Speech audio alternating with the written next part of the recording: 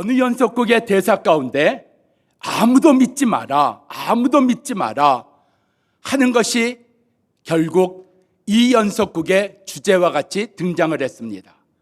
바로 지금 최고의 시청률을 올리고 있는 재벌집 막내 아들이라는 연속극에 나오는 이야기입니다. 재벌집 이야기일까요? 우리의 이야기는 아닐까요? 우리가 사는 이 세상 속에 우리로 잠재적으로, 아니 실제적으로 이야기하는 것 아닐까요? 아무도 믿지 마라, 누구도 믿지 마라. 그런데요, 사람만 믿지 못할 존재가 아니라 미국 실리콘밸리에서 인공지능 챗봇에게 얼마든지 그가 거짓말을 할 수 있다는 것을, 인공지능 챗봇도 거짓말을 할 수 있다는 것을 사실로 등장하게 되었습니다. 스테이플 디퓨전이나 구글 이미전을 통해서 같은 AI라고 할지라도 사람의 명령을 받아서 얼마든지 다른 동영상을, 가짜 사진을 실제인 것처럼 내놓을 수 있는 것이 인공지능의 그 모습 가운데 하나라고 합니다.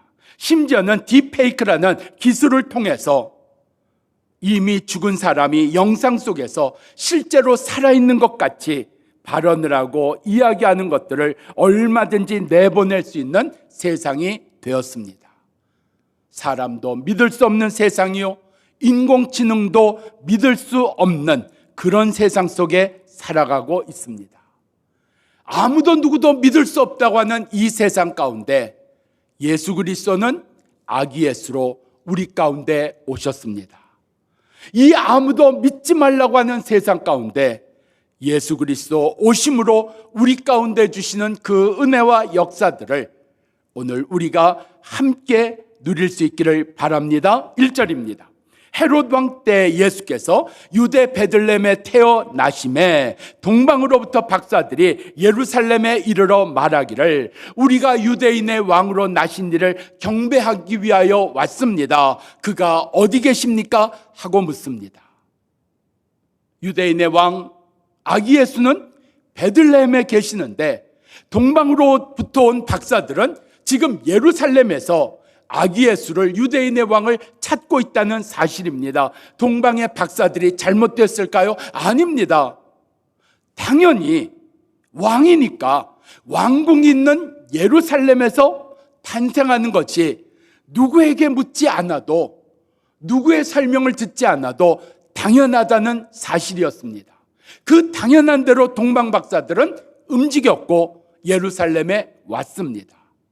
우리가 신앙생활 하면서 너무나 당연하다고 여기는 것이 우리가 세상으로부터 배운 지식 아닐까요? 우리 사람들 가운데 통용되고 있는 이야기 아닐까요? 그것을 우리는 마냥 맞는 것처럼 신앙생활을 하면서, 믿음생활을 하면서 그 세상의 이야기대로 따라 살고 있는 것은 아닐까요? 동방 박사들 틀렸습니다. 아기 예수 유대인의 왕은 베들레헴에서 태어나셨습니다. 베들레헴에 있습니다. 근데 그들은 예루살렘에 와가지고 자기들이 틀린 줄을 모르고 있다는 사실입니다. 오늘 나의 삶의 자리가 예루살렘 아닌가요? 예수가 계시지 않는 예루살렘, 예수님이 태어난 적이 없는 예루살렘, 그 예루살렘에서, 예수가 없는 예루살렘에서 나는 예수를 찾고 있는 것 아닐까요? 이 틀린 것조차 모르고 열심히 예루살렘을 향해서 달려간 건 아니었을까요? 그 예루살렘에서 예수 찾겠다고 분주히 다닌 건 아니었을까요? 성탄을 앞두고 우리 가운데 주시는 은혜입니다. 예수는 예루살렘이 아니라 세상을 따라서, 너의 생각을 따라서 예루살렘에 태어나신 것이 아니라 베들레헴이라고 하는 것을 우리 가운데 가르쳐 주시는 이 은혜가 성탄을 앞둔 우리에게 주시는 귀한 말씀 되기를 바랍니다. 2절입니다. 동방박사들, 유대인의 왕으로 나신 이가 어디 계시느냐고 우리가 동방에서부터 별을 보고 그에게 경배하러 왔다고 이야기합니다. 이 유대까지 동방 박사들이 어떻게 왔습니까? 별을 보고 왔습니다. 별을 따라서 왔습니다. 시대 가운데 특별한 징조가 있는 때가 있습니다. 이들은 별을 연구하는 사람들이었기 때문에 저들 가운데 본 적이 없는 이상한 별을 보고 이는 분명 특별한 일이 일어나는 것이라 여겼습니다. 그 별이 점점 유대 땅으로 향할 때 그들은 유대 땅에 새로운 왕이 태어났다고 그들은 생각하였습니다. 그래서 저들은 별을 따라 왔습니다. 별을 따라 왔는데 길이 막힌 겁니다. 유대 땅 예루살렘에 별을 따라 왔는데 거기에는 유대인의 왕으로 나신 예수가 안 계신 겁니다.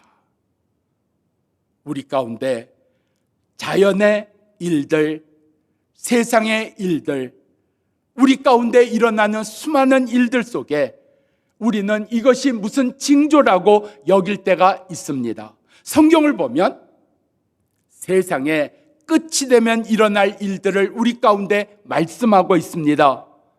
각처에서 내가 예수라고, 내가 구원자라고, 나에게 와야 된다고, 나같이 믿어야 된다고 하는 수많은 적그리스도들이 일어난다 이야기하고 있습니다. 혼란이 주어진다 이야기하고 있습니다. 기상이 변한다고 말씀하고 있습니다. 그런데 그것이 끝이 아니라고 성경은 이야기합니다. 성경은 세상의 끝은 모든 민족에게 복음이 전해진 다음에야 세상의 끝이 온다 말씀하고 있습니다. 그런데 우리는 별을 보고서요, 징조를 보고서 판단하려고 한다는 겁니다. 징조가 도움이 될 수도 있습니다. 깨닫는 일도 만들어 줍니다. 그런데 거기에는 한계가 있습니다. 오늘 유대 땅까지 별을 보고 왔습니다. 예루살렘까지 별을 보고 왔습니다.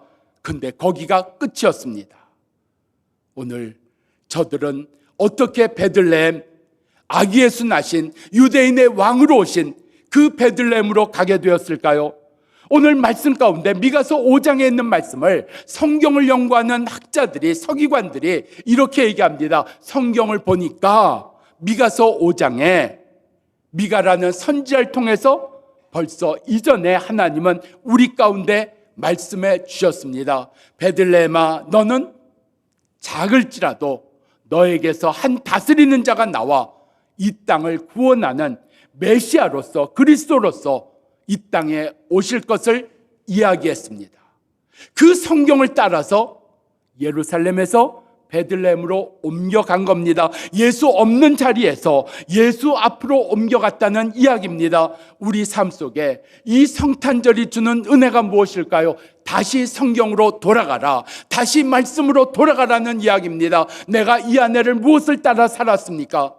우리 가운데 나도 모르게 붙들고 산 것들이 있고 내가 따라서 여기까지 온 자리가 있지만 이제 우리의 자리는 성경으로 돌아가야 되고 하나님의 말씀으로 돌아가야 되는 자리에 우리가 놓여 있습니다. 예수 그리스도 오신 성탄절은 바로 우리 가운데 성경으로 돌아가라고, 다시 하나님의 말씀으로 돌아가라고, 거기에 너희가 예수 만난 자리가 있다는 것을 말씀하고 계십니다. 우리 삶 속에서 이 성탄절에 여러 가지로 분주합니다. 공연히 분주합니다. 뭔가 해야 될 것 같습니다. 뭔가 먹어야 될 것 같고, 뭔가 우리가 즐겁게 지내야 될 거, 뭔가 우리가 그렇게 함께하는 자리를 가져야 될 것 같은 이 성탄절 앞에 오늘 다시 성경으로 돌아가는, 하나님의 말씀으로 돌아가는 은혜가 우리들 가운데 깨달아지기를 바랍니다. 사도행전 2장을 보면 성령의 내려오심, 성령의 임하신 역사가 있습니다. 여러분, 성령이 임하심으로 말미암아 일어나는 일의 첫 번째가 뭡니까? 첫 번째, 방언입니까? 물론 성령 받음으로 방언하는 역사가 있는데 이건 세 번째입니다. 첫 번째를 모르고 두 번째를 모르고 셋째를 붙들면 잘못하는 겁니다. 세 번째가 하나님과 나만이 아는 언어로 기도하는 우리가 알고 있는 방언, 성령 받음으로 일어납니다. 그래서 성령 받기를 힘써라, 방언하기를 힘써라 이야기하는 구절도 있습니다. 그러나 그거보다 먼저가 있습니다. 그것은 복음을 전하기 위하여 외국어로 말하는 성령의 역사, 방언의 역사를 우리는 기억해야 되고 그 은혜를 구해야 됩니다. 우리의 삶 속에서 오늘 성령의 역사는 하나님의 말씀을 드러내고 예수 그리스도를 드러내는 역사가 성령의 역사의 첫 번째입니다. 오늘 여기 성탄절이 우리 가운데 주시는 첫 번째는 성경으로 돌아가라. 하나님의 말씀으로 돌아가라. 그 자리에 예수가 있느니라. 그 자리가 베들레헴이요 그 자리가 예수께서 태어나신 자리니라.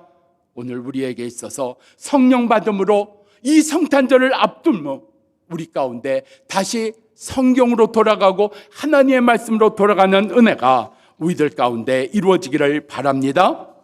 같은 2절입니다. 동방박사들이 묻기를 유대인의 왕으로 나신 이가 어디 계십니까? 우리가 동방에서 별을 보고 그에게 경배하러 왔습니다. 경배하러 왔습니다. 예수 만남의 이유가 여러 가지일 겁니다. 그런데 이번 성탄절에는 그 많은 이유보다 먼저 예수 만나는 이유가 내가 예수를 경배하기 위해서 나는 예수 만나야 됩니다. 나는 예수 만나기를 원합니다. 나는 예수 만나야 됩니다. 예수님을 경배하기 위해서 나는 예수 만나고 싶습니다. 예수 앞에 나오고 싶습니다. 이 경배하기 위해서가 우리 가운데 먼저가 되는 성탄절 되기를 바랍니다. 경배, 예수님을 높이는 것 맞습니다. 예수님을 예배하는 것, 찬양하는 것, 예수님의 이름을 부르는 것, 예수 앞에 가까이 나아가는 것 맞습니다. 그런데 오늘 여기 마태복음 2장에서 동방박사들 11절에 예수님께 경배하였다고 했습니다. 그리고 12절에 무슨 얘기가 나오는가 하면 그 동방박사들에게 꿈에 헤롯에게로 다시 돌아가지 말고 다른 길로 돌아서 너희는 고국으로 돌아갈지라 하는 말씀이 주어집니다. 이 말씀에 동방박사들이 순종합니다. 경배는 예수 그리스도를 높이고 찬양하는 것이 반이요, 하나님의 말씀대로 순종하는 것이 반입니다. 이래서 하나가 되는 겁니다. 우리 가운데 경배, 예배가 온전해지려면 바로 우리 속에 이와 같은 예수를 높이고 찬양하고 예수를 부른 그 일에 주의 말씀대로 따라 순종하는 일로 말미암아 오늘 경배가 경배되어지고 주께서 영광 받으시는 역사가 이루어지는 예배요 경배되는 은혜가 주어지기를 바랍니다. 이것을 이사야 1장은 이렇게 얘기했습니다. 너희가 아무리 귀한 것으로 아무리 정성을 들여서 아무리 큰 제물로 예배한다 할지라도 너희는 나를 만난 것이 아니요 너희는 나의 마당만 밟은 것이니라. 왜요? 너희는 찬양했지만 경배했지만 너희는 내가 원하는 이웃을 돕고 어려운 일을 찾아가고 힘든 이와 함께하는 일들이 너에게는 없었느니라. 그래서 너의 예배는 예배가 아니고 너의 경배는 경배가 아니다. 이사야 1장은 분명히 말씀하고 계십니다. 우리가 찾아가야 될 이웃 찾으셨습니까? 우리가 만나야 될 이웃 아십니까? 우리 가운데 그 찾아야 되고 만나야 되는 그 이웃들에게 이사야는 구체적으로 그들을 어떻게 섬겨야 되고 도와야 되는 것을 말씀하고 있습니다. 신약 성경은 그것을 이렇게 얘기합니다. 너희 이웃들 손님이다. 손님이다. 그 이웃들을, 그 손님들을 너희는 대접해야 된다. 그것을 신약 성경에선 여러 부분에 거쳐서 이렇게 말씀합니다. 히브리서 13장 너희가 손님을 대접하다가 너희가 알지 못하는 사이에 천사를 대접한 역사가 이루어진다. 베드로전서 4장에는 서로 대접하기를 힘써야 된다. 로마서 12장에는 손님 대접하기를 힘쓸지라고, 마태복음 7장에서 예수님은 너희는 대접하는 자가 되라고 말씀하고 계십니다. 대접하는 일 특별한 일입니까? 아닙니다. 나누는 일입니다. 우리 속에 아픈 이와 함께 같이 아파하고 즐거워하는 이와 함께 즐거워하는 것. 내가 혼자 있는 자리가 아니라 내가 누군가와 함께 있는 자리, 찾아가는 자리, 바로 그러한 자리가 있는 이번 성탄절 때는 우리의 경배가 주께서 받으시고 주께서 영광 받으시는 역사가 되는 은혜가 우리들 가운데 이루어지기를 바랍니다. 우리 속에 이웃의 그 아픔이나 문제에 대하여 우리는 큰 것을 생각을 합니다. 그러다 보니까 어렵다고 여깁니다. 아니요. 잊지 않는 것이 섬김입니다. 잊지 않는 것이 있어야 됩니다. 그런데 내가 그것을 잊어버리는 것은 없을까요? 저희 아버님이 2주 전에 소천하셨습니다. 평생 목사로 지내셨고 그리고 복음을 말씀을 전하신 분이고 94세에 술을 누리셨고 돌아가시기 전날에도 저희와 전화로 통화하셨고 돌아가시던 날 아침에도 간병하시는 분과 함께 기도하셨습니다. 그리고 참으로 평안하게 돌아가셨습니다. 그런데 아세요? 제가 지난 2주간 아버지 없는 삶을 산다는 것이 저에게는 너무나 힘든 시간들이었습니다. 64년을 아버지가 계셨는데 이제는 아버지가 안 계시다. 참 배부른 소리지만 저는 마음을 어떻게 추스려야 될지 어려웠습니다.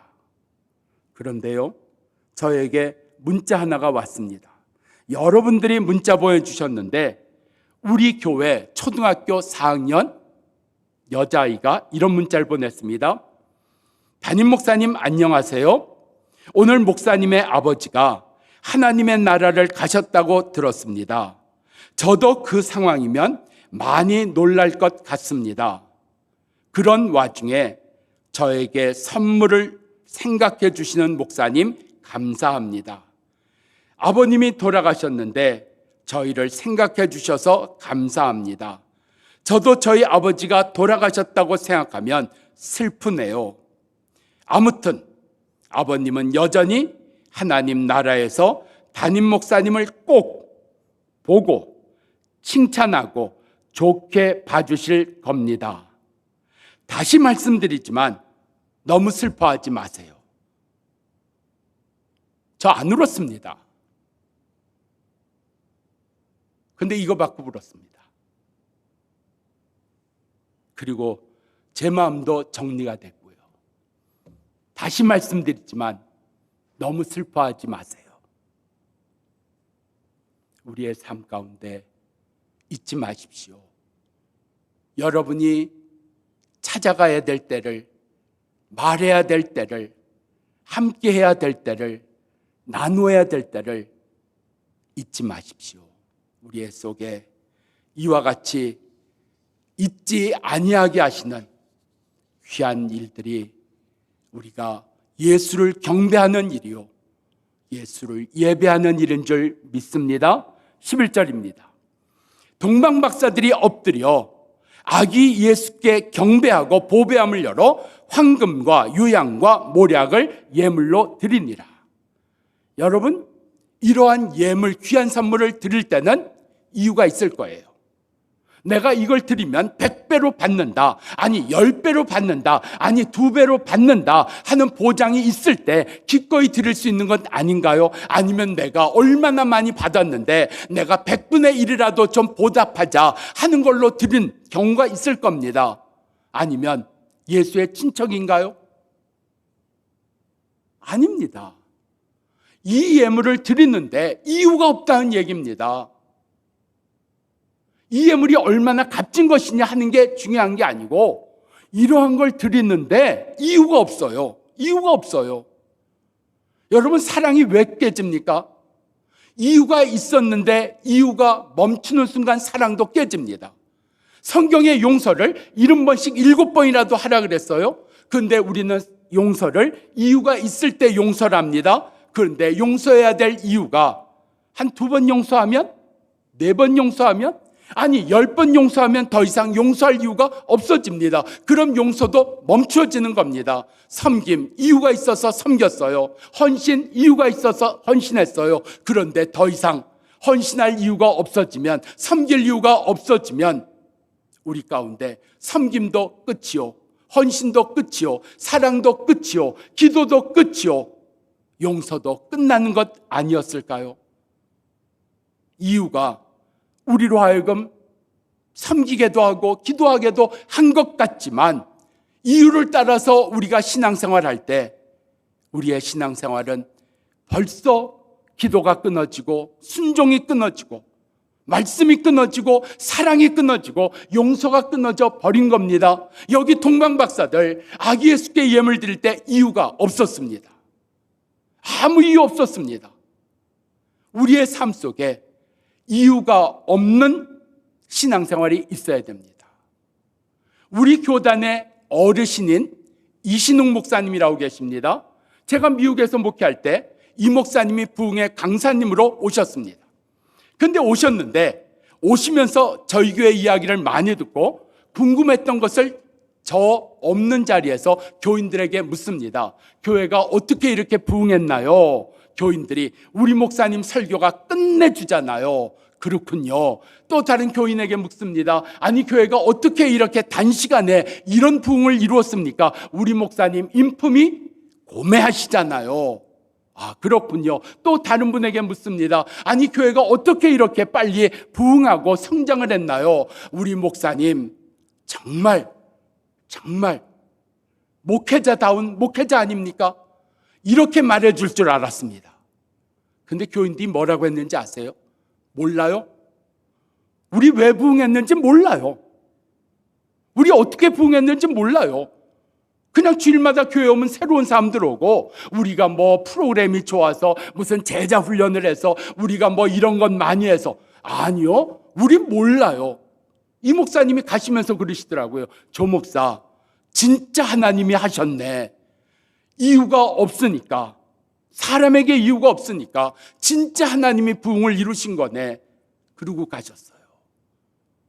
자녀 이유가 있어서 사랑하십니까? 우리 속에 이유가 있어서 주님 앞에 나오셨습니까? 필요합니다. 그런데 이번 성탄절을 통해서 이유가 없는 섬김도 있다. 이유가 없는 사랑도 있다. 이유가 없는 기도하는 시간도 있다. 이유가 없는 헌신도 있다. 우리 속에 그 은혜를 누릴 수 있기를 바랍니다. 우리 청년들, 이번에는 지경을 넓혀서 우리 성도들의 자녀 다른 교회 나가든지 아니면 예수를 안 믿든지 상관없이 우리가 그들도 격려하기를 원합니다. 우리 가운데 주께서 왜 이런 일을 하냐고 누군가 묻는다면, 글쎄요, 특별한 이유 없습니다. 돈이 많으신가 봐요? 아니요. 지금 120만 원 신용카드 결제해야 되는데 그거 어떻게 결제할지 걱정이 됩니다. 그런데 왜 하세요? 이유가 없네요. 우리 가운데 이유를 찾아 살던 인생이 이제는 이유 없이도 얼마든지 견디며 이기며 나누며 기도하며 살아가는 은혜가 우리 모두들 가운데 이루어지기를 축원합니다.